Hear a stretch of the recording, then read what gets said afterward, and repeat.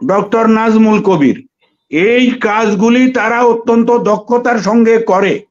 আর এইবারও তো প্রমাণ হয়েছে, তারা টাকা দিয়ে গাড়ি পোড়াইছে। আওয়ামী লীগের নেতারা, অতীতেও তারা যত বোমাবাজি হয়েছে এই সবগুলি করেছে আওয়ামী লীগ। সেখানে এইভাবে কাউকে গুম করে রাখার কোনো বিধান নাই।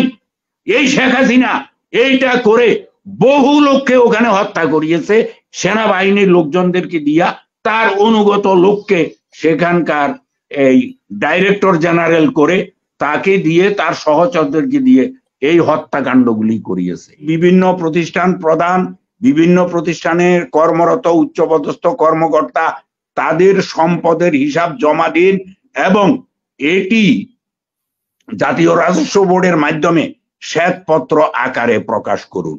এখনো দাবি করছি, এই সমস্ত আমলাদের, এই চোর, বাটপার, ঘুষখোর, দুর্নীতিপরায়ণ আমলাদের সম্পদের হিসাব নিতে হবে, নইলে আমরা ঠিকই নিতে পারবো। প্রথমেই শুরু করি আমাদের জাতীয় দলের ক্রিকেটার লিটন কুমার দাস, ওনার বাড়ি দিনাজপুর। রটিয়েছে যে ওনার বাড়িতে হামলা হয়েছে। উনি নিজে স্ট্যাটাস দিয়ে জানিয়েছেন তিনি অত্যন্ত নিরাপদে আছেন এবং এলাকার লোকজনদের সঙ্গে তিনি হাসি খুশি ভালোভাবে আছেন। তার বাড়িতে কোনো আক্রমণ হওয়ার প্রশ্নই আসে না। মূল কারণ হলো এই আওয়ামী লীগ এত দুষ্ট, দুশ্চরিত্র, মিথ্যাবাদী, লোভী, অপকর্মকারী, ষড়যন্ত্রকারী। তারা ভুয়া খবর দিচ্ছে যে সংখ্যালঘুদের উপরে আক্রমণ হচ্ছে। আর আমরা যেটা জানি, জাতি যেটা জানে, সারা জাতি সংখ্যালঘুদের বাড়িঘর, সংখ্যালঘুদের মন্দির, গির্জা, এগুলি রাত দিন 24 ঘন্টা পাহারা দিচ্ছে। তাদের সঙ্গে সব সময় সৌহার্দ্যপূর্ণ পরিবেশ বজায় রাখছে। আওয়ামী লীগের এই যে দুঃস্বভাব, এটা যতদিন পর্যন্ত দূর না হবে, এবং আওয়ামী লীগ এখানেই ক্ষান্ত না। আরে আওয়ামী লীগ এত খারাপ যে কোথাও ওয়াজ মাহফিল হলে হুজুরের মাইক কেড়ে নেয়। মসজিদে হুজুর যখন খুতবা দেয়, হুজুরকে বিরত রাখে। তারা বিভিন্ন রকমের ষড়যন্ত্র করে পুলিশের মধ্যে একটা সেল গঠন করে যে কিভাবে কিভাবে কোথায় কেমনে এই সন্ত্রাসী কর্মকাণ্ডের আয়োজন করে লোকজনদেরকে ধরা যাবে। এই কর্ম, এটা ভালো বলতে পারবেন ডক্টর নাজমুল কবির। এই কাজগুলি তারা অত্যন্ত দক্ষতার সঙ্গে করে। আর এইবারও তো প্রমাণ হয়েছে, তারা টাকা দিয়ে গাড়ি পোড়াইছে। আওয়ামী লীগের নেতারা, অতীতেও তারা যত বোমাবাজি হয়েছে এই সবগুলি করেছে আওয়ামী লীগ। আর দেশের অর্থ পাচার বলেন, এরপরে বিডিআর হত্যা বলেন।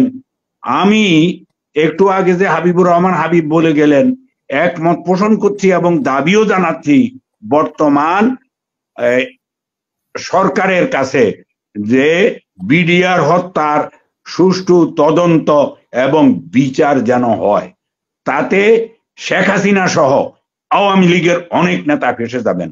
তারা সেনাবাহিনীর চৌকস, যোগ্য, সৎ নেতৃত্ব ধ্বংস করার জন্য, এই সেনাবাহিনীকে আওয়ামী লীগের কুক্ষিগত করার জন্য ভালো ভালো কর্মকর্তাদেরকে, 57 জন কর্মকর্তাদেরকে হত্যা করিয়েছে।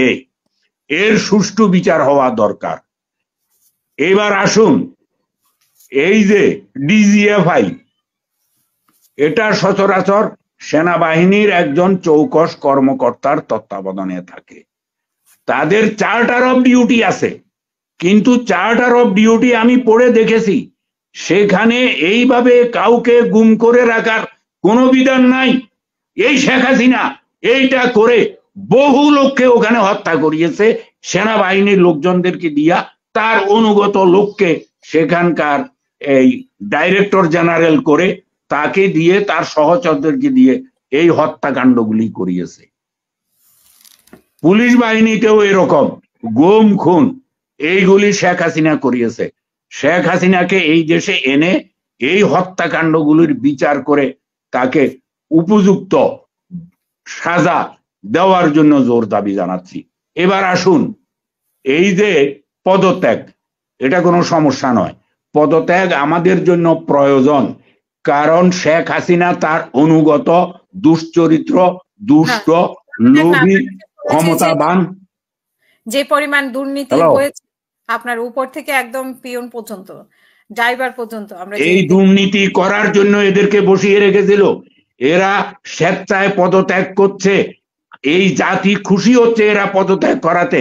এদের শূন্যস্থান পূরণ করার জন্য যতজন পদত্যাগ করছে তার 3 গুণ 4 গুণ যোগ্য উপযুক্ত লোক এই দেশে আছে এবং সহসাই এই পদগুলি পূরণ করা হবে।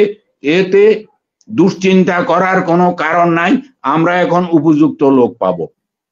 আজকে তো আমাদেরকে আল্লাহ রক্ষা করিয়েছেন, আমরা সময় মতো খবর পেয়েছি। প্রধান বিচারপতি যে একটা ষড়যন্ত্র আজকে করেছিলেন, তিনি আপিল বিভাগের বিচারপতিদেরকে নিয়ে বসে একটা রায় দেবেন যে এই সরকার অবৈধ, কিন্তু সাধারণ ছাত্র জনতা এটা আগেই টের পেয়ে সুপ্রিম কোর্ট ঘেরাও করে এই প্রধান বিচারপতিকে পদত্যাগে বাধ্য করেছে।